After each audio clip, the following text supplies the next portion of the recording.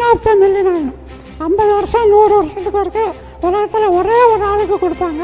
$6.5 million, 30 கோடி ரூபா. அதுதான் உலகத்திலே பெரிய விருது. அந்த விருதையும் எனக்கு கொடுத்தாங்க. உலகின் சிறந்த நல்லிதயம் படைத்த மனிதர்னு ஒரு விருது கொடுத்தாங்க. அது உலகம் முழுக்க ரொம்ப புகழ் வாய்ந்தது. அது இந்தியாவில் முதல்ல மதர் தெரசா, அன்னை தெரசாவுக்கு கொடுத்தாங்க. 2வது எனக்கு கொடுத்தாங்க.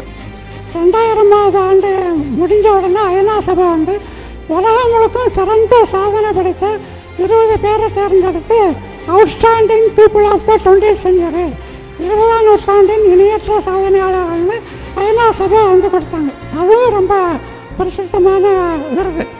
அந்த 20 பேரில் ஒரு ஆளாக நான் தேர்ந்தெடுக்கப்பட்டேன். ஆசியா கண்டம் முழுவதும் என் ஒருத்தனை மட்டும் தேர்ந்தெடுத்தாங்க.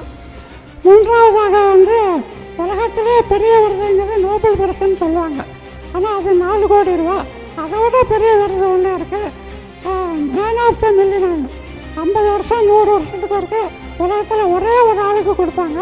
$6.5 மில்லியன், 30 கோடி ரூபா. அதுதான் உலகத்திலே பெரிய விருது. அந்த விருதையும் எனக்கு கொடுத்தாங்க. அதை உடனே கொடுத்துட்டா அது வேறு விஷயம்.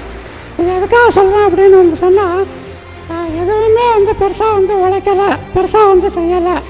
அம்மா சொல்லிக் கொடுத்த அந்த பாடம், வாழ்க்கைங்கிறது வேறு ஒன்றுமே இல்லை. எப்போதும் நீ சந்தோஷமாக இருக்கலாம்.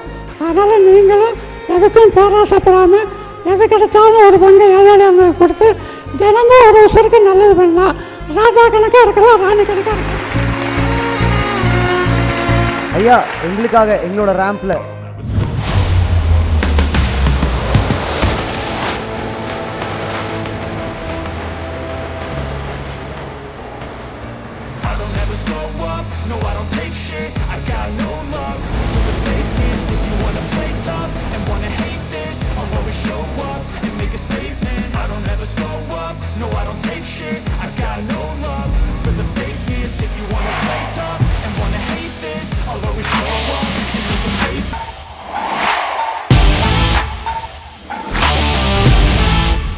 ஆசையை துற என்று சொல்லும் இவருக்கு அப்படி ஒரு பேராசை.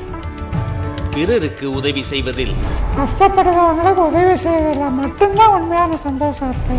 முதலில் கேலிக்கு உண்டான இவருடைய பெண்தன்மையான குரலே இன்று உதவி நோக்கும் பலரின் நம்பிக்கையின் பிம்பம்.